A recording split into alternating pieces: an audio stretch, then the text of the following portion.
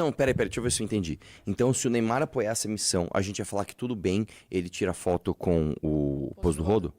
Se o Neymar, apoiador da missão, sei lá, continuasse, sei lá, apoiando o pastorzinho Miguel, a gente ia passar. A Copa do Mundo, meu amigo, entenda só, ela é mais do que futebol, tá?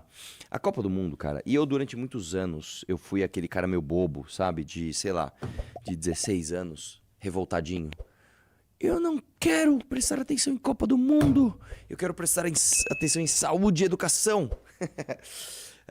Meu Facebook, na época que eu tinha, sei lá, essa idade, era só, enquanto o Brasil tá fazendo o gol, você tá tomando, 10-0 da educação, Puta, uma daqueles textões, né, insuportáveis.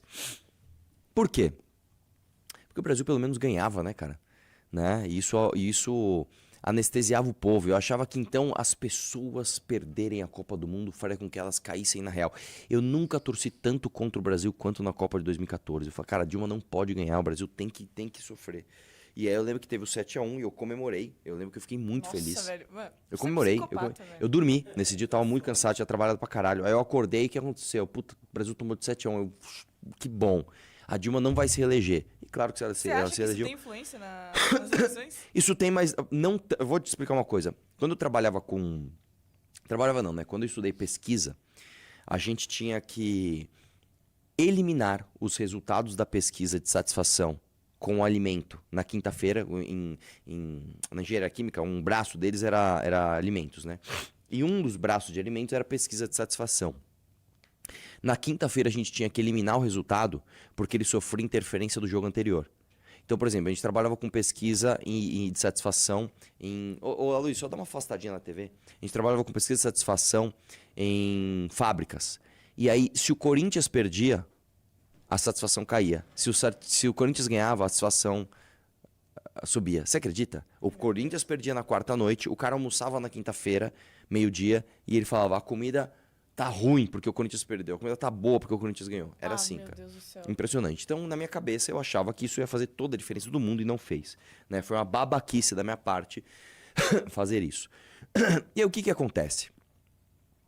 Hoje, sabendo que Copa do Mundo, né, é mais do que só futebol, né? É um exercício de orgulho nacional, é um exercício de exaltação dos símbolos do seu povo, né? Eu trago esse vídeo do Manzoni, que é um cara que eu gosto muito, de verdade, cara. O Manzoni é um cara foda. Ele tem esse jeito agressivo, tal, não sei o que lá. Mas ele é um cara de um coração gigante. É um cara muito gente fina e trabalhador mesmo. Você chega lá, mano, tá ele, o irmão dele, a cunhada dele, trabalhando de verdade, fazendo a vida, sabe? E aí, eu acho que o Manzoni falou nesse vídeo é o retrato do empobrecimento cultural brasileiro e de como a gente está refém, tá? De um símbolo chamado Neymar, que é mais do que o próprio Neymar. Do que eu estou falando? Vamos ver o Manzoni aí. Põe na tela. Vai lá, dá play. Já não basta o Brasil perder, ainda eu tenho que ver um arrombado desse falando merda. É uma cena ridícula, abominável do Neymar indo na cara do goleiro, gritar, fazer graça, chamar o protagonismo pra si. Você tá sendo eliminado da Copa do Mundo, cara. Põe a bolinha debaixo do braço, vai pro meio de campo e tenta ainda ganhar o jogo, empatar o jogo, fazer qualquer coisa. Não é sobre você, você não é maior que nada ali. Você não é nada naquele momento, sabe? Não adianta depois fazer essa ceninha aqui. Não adianta. Por que você não cala a sua boca? O cara, eu não sei quem é esse repórter, não conheço as convicções dele, mas o que foi dito ali é real. O que foi dito ali é real. Se você não entende como problemática a postura do Neymar de ir tirar sarro do goleiro, e depois eu vi um outro vídeo onde a tradução do que ele fala, a tradução não é, onde ele fala lá, ele fala assim, como é que ele fala em espanhol, né? Comigo não, porque ele fez o pênalti, como quem diz, eu, Neymar, faço o gol. Foda-se você, brother. O jogo não é sobre você. O jogo é sobre soldados se entregarem a uma causa chamada seleção brasileira. O fato do Neymar bater o pênalti, fazer o gol e sair contando vantagem, não é minha opinião, velho. Para o Neymar, naquele momento, era mais importante ele demonstrar que ele fez o gol e ele era um bom batedor de pênalti do que o time, a seleção, está ganhando o jogo. E aí vamos lá que eu quero falar o que o Manzoni fala aí. Vai lá, vai lá. Pega o seu microfone, coloca embaixo do braço, ou melhor, enfia no seu rabo e vai pra casa chorar a vida medíocre de merda de anonimato que você tem. O Neymar não puxa protagonismo. O Neymar é o protagonista da seleção. Pausa. Porra, você... Cara, sério, Manzioni. Sério. Você gosta desse fato? Tipo assim, eu gosto do Neymar. Está acontecendo uma coisa hoje na sociedade brasileira que é o seguinte. Já que a esquerda, que é hipócrita, que é nojenta, que é ridícula, fica demonizando o Neymar. E o Neymar é macho tóxico, hein? O Neymar é macho tóxico. O Neymar, sei lá, traiu a Bruna Marquezine, traiu a esposa dele. O Neymar é Não, macho Bruna tóxico. Marquezine Hã? Ele não traiu a Bruna Marquezine. Não sei, que se dane. O que eu tô falando é o seguinte.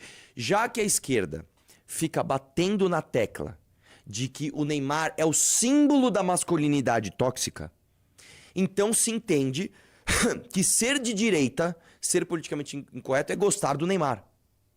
Não, eu posso não achar que o Neymar é símbolo de masculinidade tóxica que sim, tem que ser desconstruída, eu não acho isso. E posso achar também que o Neymar é um bosta? As pessoas entendem que gostar do Neymar é quase uma obrigação numa caixa de bombom que você tem que comprar completa, escrito direita. E ali dentro tem, sou politicamente incorreto, sou antifeminista, sou anti-lacração, gosto do Neymar. Não tem que ter isso. O Neymar não é protagonista dessa Copa. E ele não deveria ser. A gente já deveria ter esquecido o mito Neymar no sentido mais profundo da palavra, não no mito de forma irônica. Eu tô falando, a gente deveria esquecer o que o Neymar representa. A gente já deveria ter esquecido há muito tempo. Porque o que o Neymar representa? O Neymar representa os sonhos de uma geração que lá atrás viu um moleque muito talentoso jogar como ninguém, levar o nome do Brasil pro resto do mundo com orgulho. Até hoje, as pessoas dizem, Brasil, Neymar! A gente tem que esquecer isso, porque ele não se tornou o que o Brasil merece que ele tivesse se tornado. O Neymar, se ele soubesse o peso da camiseta, se ele soubesse o peso da responsabilidade que ele carrega, ao ser o Neymar, ele jamais seria o Neymar que vende bet. Ele jamais seria o Neymar que tira foto com o pose do rodo. Ele jamais seria o Neymar que faz esse monte de festa e incentiva as pessoas a explorarem o pior que tem na sociedade brasileira. Entendeu? Se ele merecesse essa posição, ele jamais seria isso. E ele não merece, e isso interfere no jogo de futebol. Sabe por quê? O jogo de futebol, diferente de outros esportes, é isso que eu tenho falado, eu falei no meu vídeo, falei no meu Reels. O jogo de futebol, diferente de um esporte que é só preparo físico e técnica, como por exemplo, né, um ginasta olímpico. Quando você pega o Arthur Zanetti, por exemplo, o que ele faz? Meu irmão, o Arthur Zanetti vai lá e executa um movimento 1 bilhão de vezes para ele ter a frieza de chegar num juiz da Olimpíada e fazer o mesmo movimento ali, mano, fudido, de um jeito que ninguém no mundo vai fazer. Ouro olímpico, foda.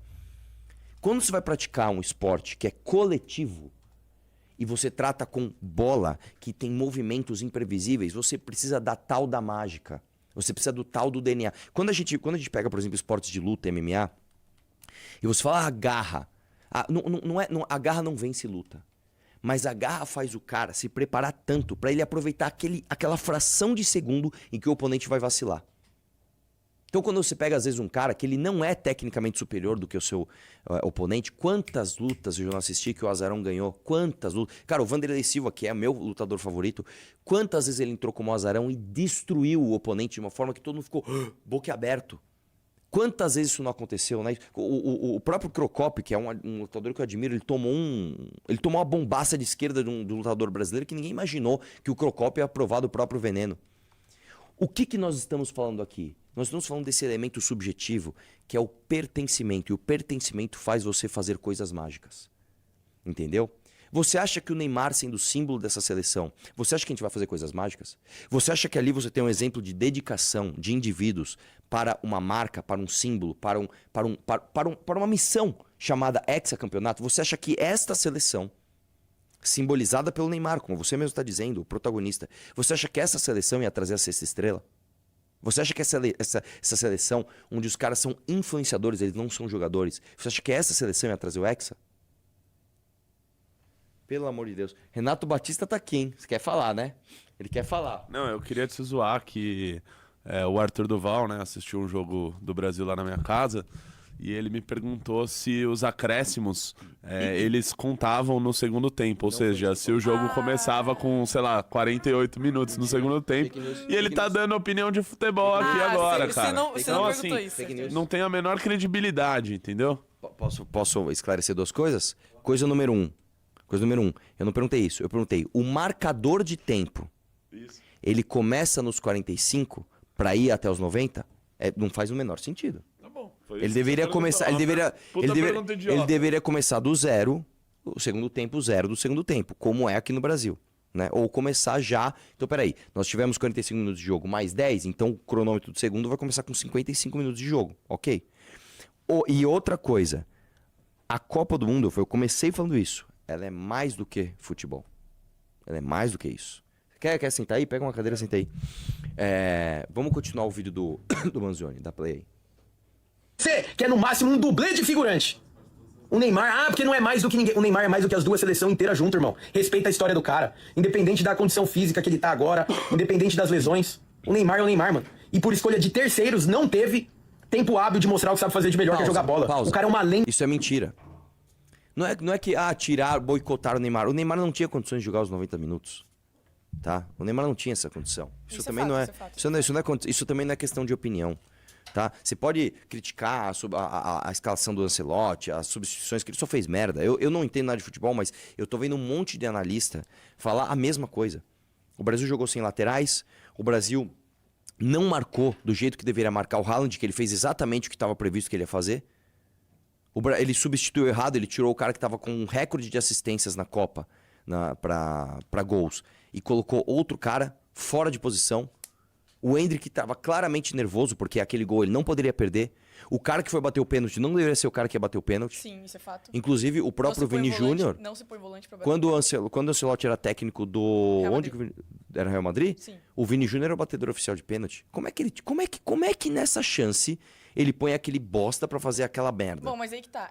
Era pro Vini Júnior bater, só que o Vini Júnior deu a responsabilidade pro Bruno Guimarães. Tudo bem, põe outra pessoa então. O cara não tem experiência. Como é que você vai pôr o cara pra bater um pênalti? Numa eliminatória de Copa do Mundo. E mais, como é que o cara faz aquela palhaçada? Meu irmão, você tá num jogo decisivo, faz o feijão com arroz. Você não é um exímio batedor de pênalti.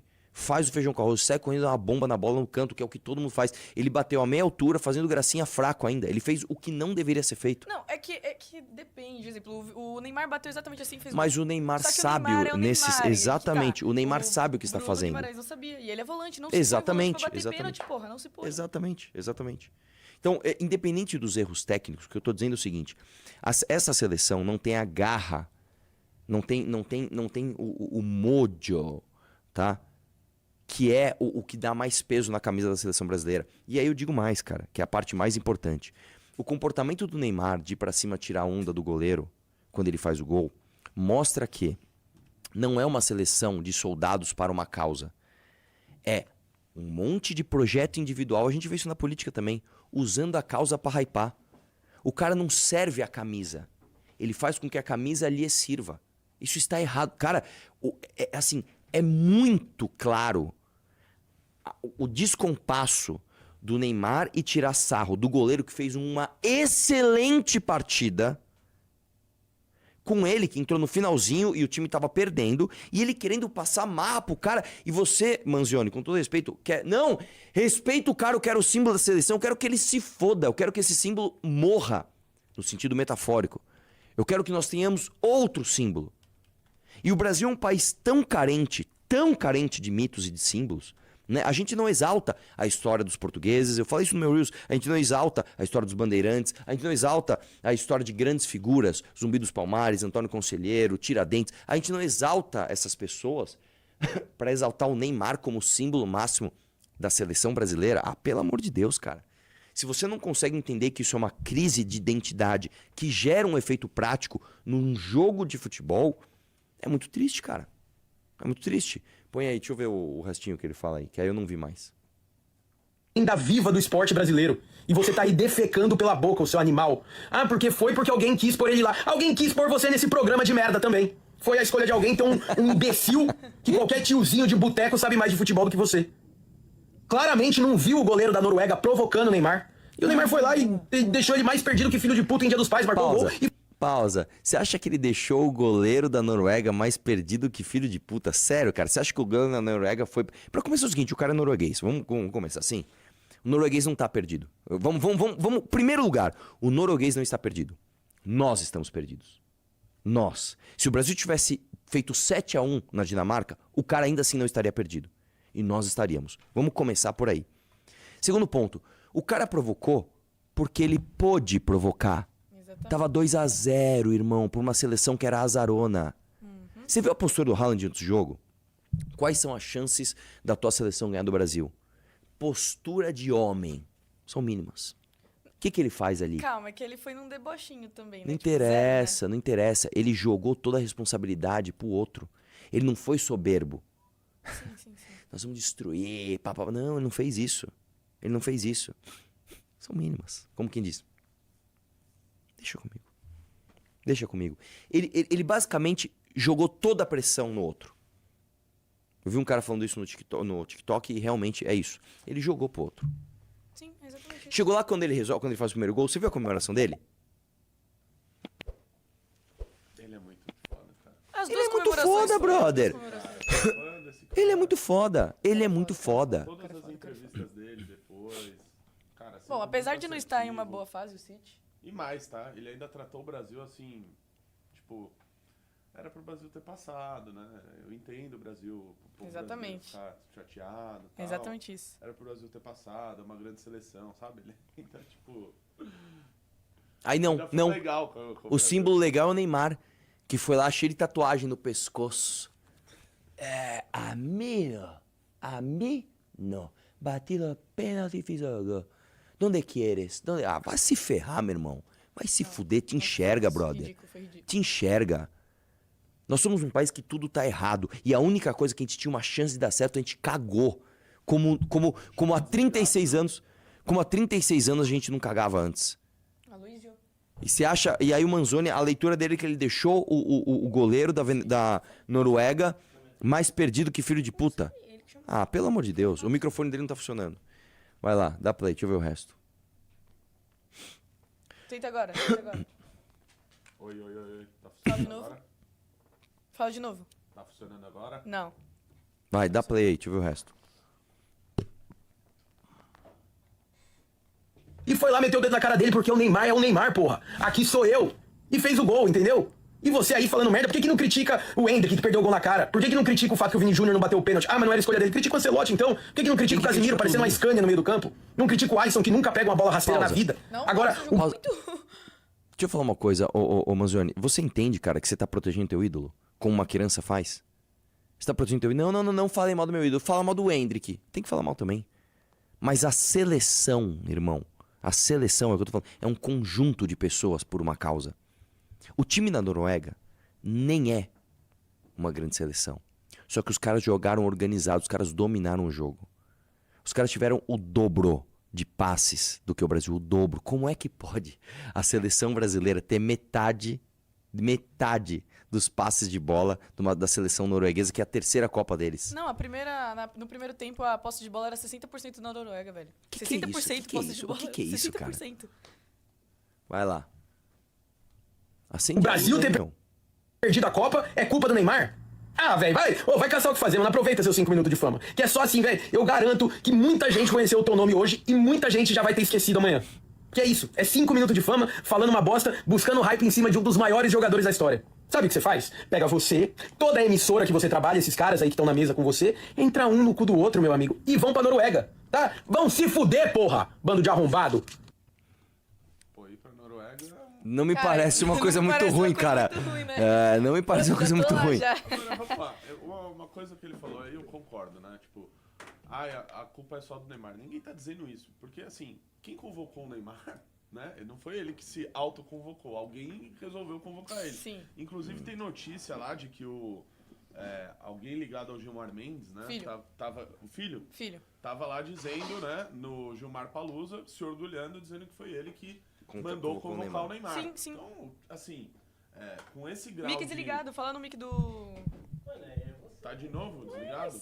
Tá tudo ligado aqui, meu lindo.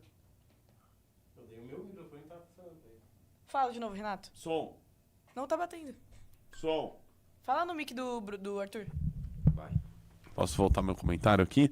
Então, assim, o filho do Gilmar Mendes, a culpa não é só do Neymar, porque alguém convocou o Neymar, né? O filho do Gilmar Mendes estava dizendo lá no Gilmar Palusa, se orgulhando, se gabando de que foi ele que mandou trazer o Neymar, de que foi ele que mandou o Neymar ser convocado. Então, assim, cara, não era pra estar lá. E com uma seleção com esse grau de interferência de um ministro do Supremo Tribunal Federal, né, com gestões desastrosas. Você pega os últimos 4 presidentes da CBF, um não pode sair do país, os outros 2 aí quase presos, né, Marco Paulo Del Nero, enfim, Ricardo Teixeira não pode sair do país, o outro lá, o Caboclo, foi afastado, né, que também era a indicação do Gilmar Mendes, aí depois veio aquele Edinaldo, que era uma coisa patética, e depois o outro que é presidente da Federação de Roraima, né? O grande futebol de Roraima, premiado agora gerindo o futebol brasileiro. Então, assim, tá tudo errado. Tá tudo errado. E o fato do Neymar estar lá é mais um sintoma disso, porque não deveria sequer estar lá. Deixa eu ver o superchat do Phelps aí, o que ele falou? Ele falou, Arthur, o Neymar é um lixo, mas sejamos honestos, se ele fosse apoiador da missão, você entubaria tudo isso e passaria aquele pano gostoso, sua crítica política e não esportiva. Não. Não, peraí, deixa eu ver se eu entendi. Então, se o Neymar apoiasse a missão, a gente ia falar que tudo bem, ele tira foto com o Poço do Rodo? Se o Neymar, apoiador da missão, sei lá, continuasse, sei lá, apoiando o pastorzinho Miguel, a gente ia passar...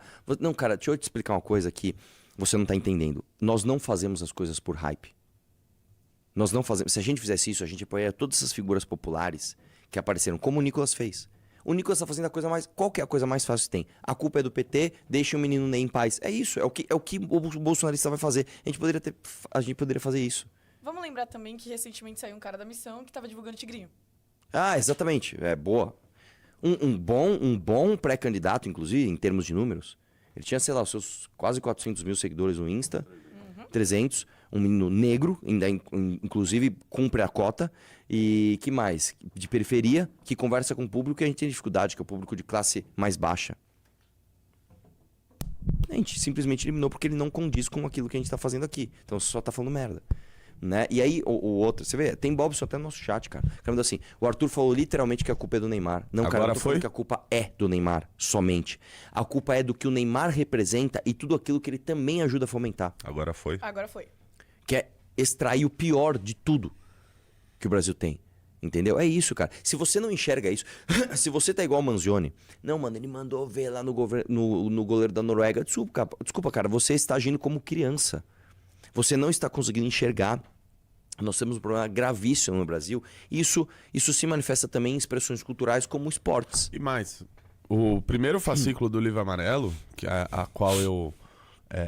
o Renan foi, né, o cara que principalmente escreveu ali aquele fascículo, o primeiro fascículo, é sobre o Cruzeiro do Neymar. Ou seja, o principal aqui, a pedra fundamental dos nossos valores, do nosso programa, foi fundado sobre uma crítica a algo feito pelo Neymar. Então também, exatamente, sobre esse tipo de coisa. O contrário.